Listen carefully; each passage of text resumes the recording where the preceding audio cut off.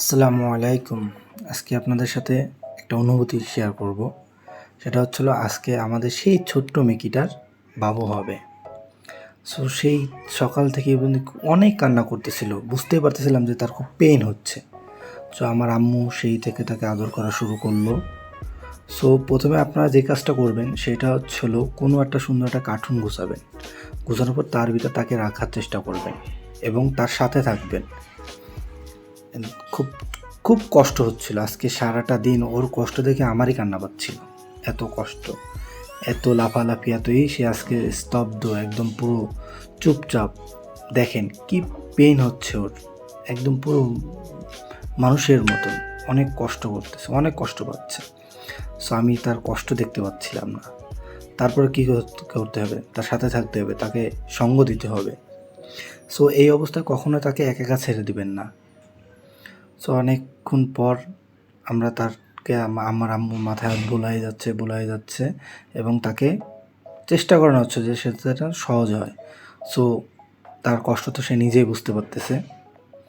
তো আস্তে আস্তে আস্তে আস্তে আস্তে আস্তে অপেক্ষা করতেছি অপেক্ষা অপেক্ষা। একটা জিনিস খুব ভালো বুঝলাম যে বিড়াল যদি আপনাকে বিশ্বাস করে এবং আপনাকে ভালোবাসে, সো ও আপনার সাথে থাকতেই পছন্দ করে। অবশেষে চলে আসলো আমাদের ঘরে নতুন মেহমান একজন। সো তাকে বের করার পরে সে যখন আসলো, তো তার মা খুবই খুশি, মনে হচ্ছে যে পেইন পুরোটাকেই ভুলে গেছে। এখন তাকে আদর করছে, গাটা মুছে দিচ্ছে, গাটা চেটে দিচ্ছে। হ্যাঁ, একটা কথা যে প্রথমে আপনারা কি করবেন, যখনই বাবু আসবে, আসার পরে একটা ন্যাকড়া বা কোনো কিছু দিয়ে তার চোখটা, তার নাকটা মুছে দিবেন। ওখানে একটা পর্দার মতন থাকে, যেটা যদি না মুছে দেন তাহলে ওইখান থেকে নিঃশ্বাস নিতে পারবে না। প্রথম কাজই হবে ওই পর্দাটাকে মুছে দেওয়া বা সরাই দেওয়া।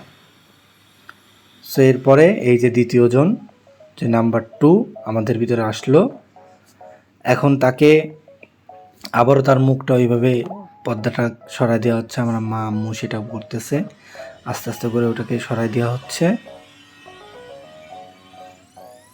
আমার তো খুবই ভালো লাগতেছিল, কিন্তু আমি সকাল থেকে তার কষ্ট বা তার পেইনটা আমি সহ্য করতে পারতেছিলাম না। তো আপনারা যেটা করবেন যে খুব ক্লিয়ারলিভাবে তার গাটা মুছাই দেবেন, তার নাকটা অলরেডি মুছে দেয়। আর গা মোছানোর দায়িত্ব আম্মু নিজেই নিয়ে নিচ্ছে, মা বিড়ালটা নিজে নিয়ে নিবে।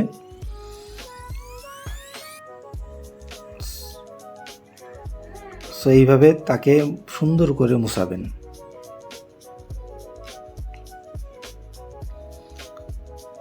হয়েছে আর চাটা লাগবে না, থাক থাক এবার থাক। সো এই যে হলো 2 নাম্বার জন। আর 3 নাম্বারের জন্য যে সময় আমি নামাজে চলে গেছিলাম, সো আমি তখন তাকে আর তুলতে পারিনি। বাট এই যে সেই 3 নাম্বার জন, ওই যে পুরো লাল কালার যেটা, ওই যে একদম কোনারটা, শেষেরটা হলো 3 নাম্বার জন, যে তখন আমি ছিলাম না, নামাজে গেছিলাম। তো একটা কথা আপনারা মাথায় রাখবেন যে এই বাচ্চা হওয়ার সময় যত সুন্দর করে মশারি দিয়ে তাদেরকে ঢেকে দেওয়া হয়, নাহলে বাচ্চাকে মশা কামড়ায়। যদি আপনি বিড়াল